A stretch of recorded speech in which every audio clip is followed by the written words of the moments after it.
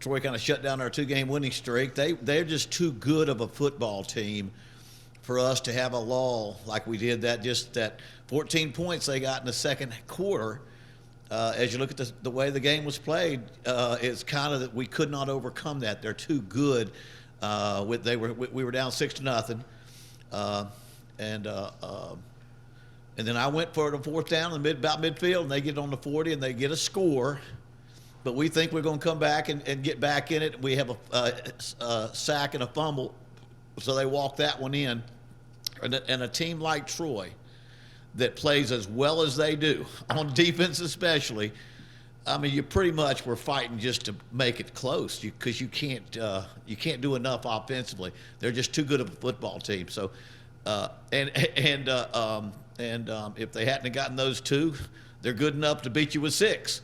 But the point is, we had that was where we let it get away from us because we pretty much each scored 2 touchdowns in the second half. We gave up an extra point to try to get 2, but it was pretty much it went back to the type of game we hoped we could play. But there's a reason they're 9 straight wins, and they should have been maybe 10 straight wins. That's the way they played. They're clearly the best defense, I think, in the conference. And then they ran better against us. They matched up and ran better against us than they've run all year, and that was that kept us from getting the ball back. Because they didn't have to throw the ball after they got ahead 20. I don't know how many times they threw it at all after that. Very much. They didn't have but 73 yards passing. It wasn't because they couldn't pass. It was because they could run. So, but a tough loss. It knocks you out of bowl eligibility or just a chance to fight for it. You still had to go out there and beat Southern Miss next week anyway, but it did knock that out. But there's still plenty to play for, and our guys know that. And we come back home against a very, very good Southern Miss team that's fighting for their bowl eligibility. I think that's the way it's going to be in this conference for as long as we're in this conference. It's the things that we want to accomplish aren't going to be accomplished in September, and some of the Power 5 teams we play eliminate some goals you might have from that standpoint. But I do think the exciting part is our fans will come to the stadium with the same type of opportunity to see a team try to get one more win than last year, which is what you'd like to do. So there's plenty to play for in that regard, is to take one more step forward. On the other hand, it's the seniors' last game for them, and we want to play well for them. Many of them will be their last football game ever. I told them, say goodbye to tackle football. If you play tennis, you keep on playing tennis the rest of your life, and if you play golf, you keep on playing golf. But you don't keep on playing tackle football the rest of your life. It kind of ends it unless you get an NFL or a professional football shot. And so we're looking forward to coming out there and playing for our seniors. We've played well at home in the past. Since I've been here, we've got a chance to end on a very good note, and we hope that we can play well on that. Southern Miss, you even look at their schedule. They've won some close games, but they have lost some close games too. They have played, Troy, they about the same as us. They played against Troy, but you'll see some of the other teams they played. Their losses have been tough losses too. So I think a lot of what Southern Miss and I've known will for a long haul. Will haul for a long time. He'll get that program turned around, and they're at that same phase of losing close and winning close that we are. And so it should be it should be an exciting home game. It's funny. The big sign on our big building down the middle of campus says "Best on the Bayou." We've kind of been the best on the Bayou for 2 years, but we're not the best in the Sun Belt. We can't live off that laurel. If we get to be best in the Bayou, that's just your home games.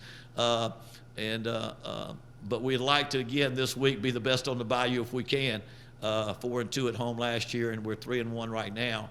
And hopefully we'll play very, very well against a very good football team.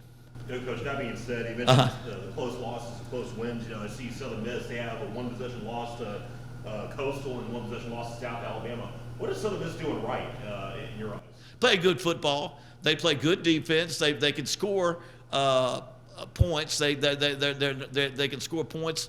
They just play good football. They're well coached. They don't lose games. They don't get themselves whacked knocked out of games, by making bad mistakes and just having a game where it's out of. They're always in a score within a score of getting back in a ball game winning. I think it's basically well coached, and that they don't go out there and throw games away. Their kicking game, they don't give up big plays in the kicking game. They're solid there, and offensively and defensively, they don't turn it over too much, and which is kind of what you need to do when you're trying to get your program turned around. And so I think the main thing is that they're well coached and they don't give up points, give away points too often in the kicking game or turnovers, and keep themselves in the football game. Then joining the conference along with the Cajuns, I guess this could develop into one of the most heated rivals that you have. Oh, absolutely. I think you've got the proximity of Southern Miss and the fact that we see that as a home base for us recruiting wise. We're not as home as they are, but we're closer to the Delta than they are in a lot of ways. To parts of it anyway, and so. We're going to always right down to Hattiesburg. It's not a long trip, and so I see that one as well as Lafayette. They're closer than Arkansas State and Texas State, or even Troy for that matter. So or in South Alabama. So yeah, this one has all the makings of a great rivalry. Southern Miss, I'm so familiar. Going way back to the 70s and 80s, and the great players that have played there. They didn't come out of 1AA. They came out of Division I. They've been Division I a long time, and when you're my age, they have had many eras of very, very good football teams, and so they're not new to this 1A thing. I say new. They've been successful. Maybe more than other teams in the Sun Belt have over the years when you think back to the great quarterbacks they've had and the great teams they've had in the past. Frank Gore Jr., they use him in so many different ways. How dangerous is that? He is. I broadcasted the national championship game when his dad played against Nebraska. I want to say his dad was on the Miami team that won the national championship, and I broadcast the game his dad played in at Miami. And his dad was a great, great player. But this kid's so versatile. They'll find ways to use him, and you just got to make sure you limit him, because he can make big plays, running, catching the ball, running the ball, wildcat, all different areas. And so they've learned how when you have a great player, you need to get them the ball, put the ball in their hands. And we've tried to find more ways to get the ball to Ty Howell. When we don't, we got to knock ourselves in the head when it's all over. So we got to get the ball to him. That's what they do with him. He just has a lot of talent, and he's a physical guy. I don't talk to Coach Q lately, but going back to Southern Miss, is it going to add more fuel to the fire for this game, rivalry? Because of his situation there, it was so much not about him. And if you're going to coach in this business long enough, head coach has a difficult situation or just gets not renewed, all the assistants go. So I don't know there's that kind of feeling because he didn't really wasn't there long enough to really get his feet locked into the ground. And two, it really had nothing to do with assistant coaches that year. It was a disagreement between the head coach and the administration, and it came kind of as a surprise for everybody. So I don't think. If it would be between him, and he's not that kind of person. One, and two, I just can't see that we all have reasons to say people. I'm sure Mal never forgive this team, or I'll be mad at them forever. But there wasn't that much of a time for that to happen. Then two, the older you get, the more you hang on to your good memories and not bad memories.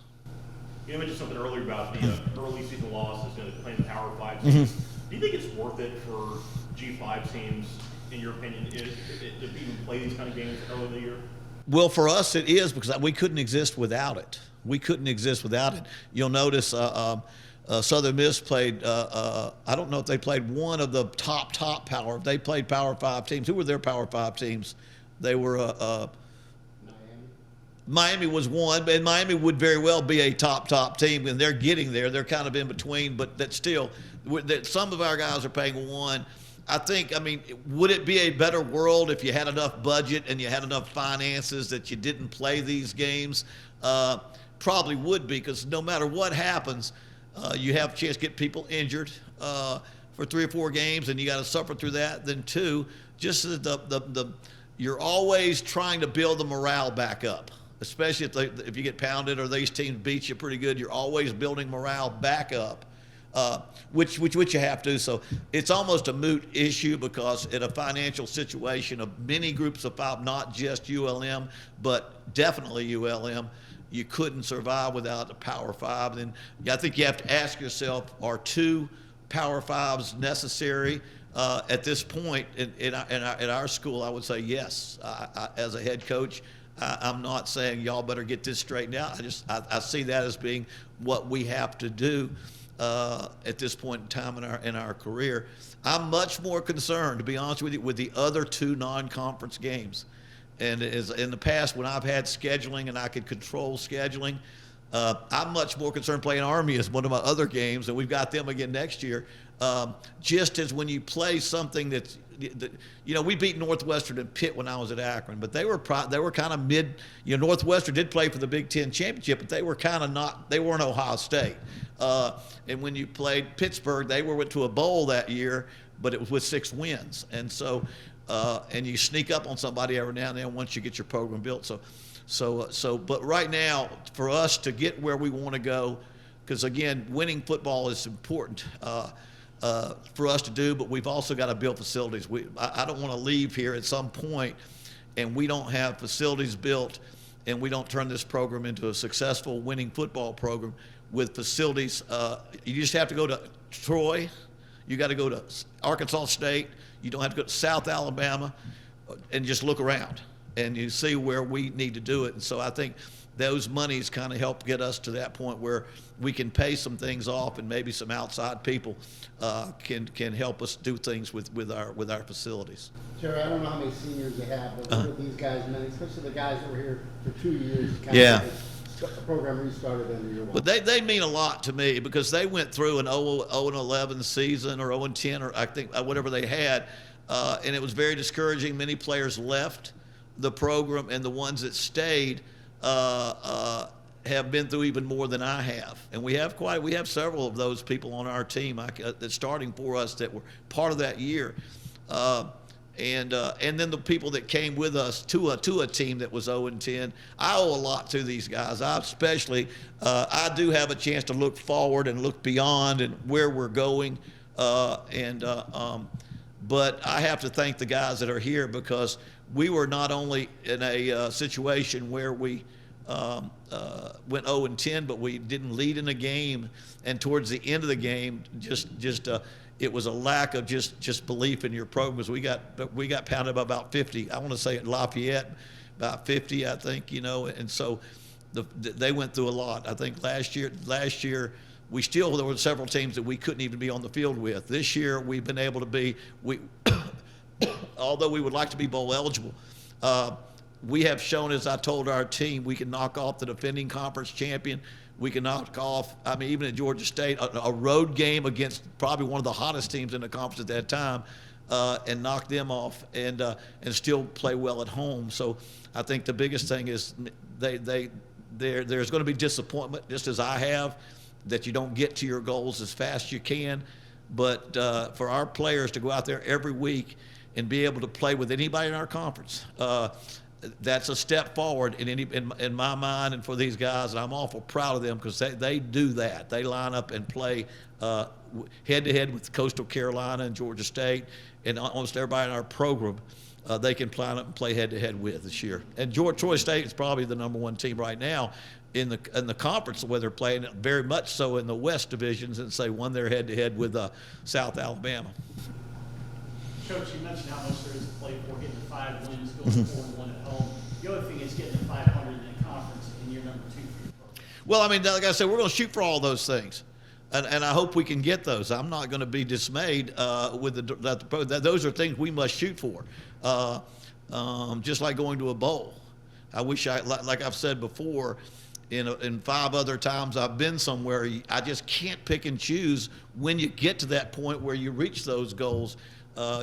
And you can go from Auburn to going from 2 losing seasons to 20 straight to Akron where it was 1-11, 5-6, 5-6, and then 8 wins and a bowl victory. We'd never had either of those and it didn't come, and that was hard to do. So anyway, 5 would be so much of a real lift for these people, but I'm not about to put the future of our program based on what happens in a game against a very good Southern Miss who's saying, man, they got to win one more game to get bowl eligible too. Coach, what are your Thanksgiving plans? Huh? What are your Thanksgiving plans? Thanksgiving plans are to practice with our team in the morning. We'll have a big Thanksgiving dinner out at with our team at 6, and I've got a luncheon dinner with my good friend Frank Maxwell out in Delhi, Louisiana. One of our former players and personal friends of mine. I'm going to spend some time with his family. My daughter, who lives with me, flew home to be with her mom and her sister. Her whole family's getting together in Orlando, so I'm stuck here alone. But I've got the team in the morning, the team at 6, and I've got some great friends in the afternoon.